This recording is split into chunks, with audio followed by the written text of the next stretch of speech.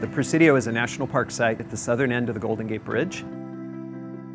It used to be an Army base, and in 1994 it became the heart of the Golden Gate National Recreation Area. The Presidio is full of hundreds of historic buildings dating back to the 18th century. It's got forests that you can go hiking in. It's got natural areas where you can watch birds and just connect to nature. One of the things that's amazing about the Presidio is it combines what's great about cities with what's great about national parks. So you can live here, you can work here, or you can stay here in the Park Lodge.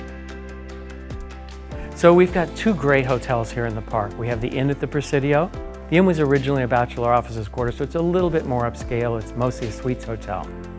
And then just 4 years ago, we opened this hotel, the Lodge at the Presidio.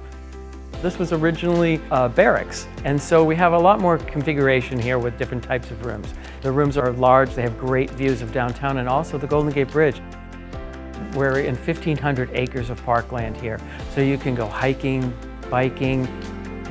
The new Tunnel Tops is 14 acres. There's so much to do. We have restaurants, we have museums, we have a theater that does live performances.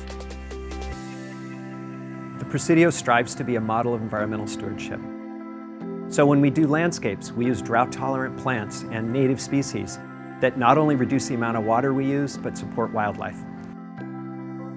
When we renovate a building, we use recycled materials and a whole host of green practices to make sure that we reduce the environmental footprint of all the buildings in the park.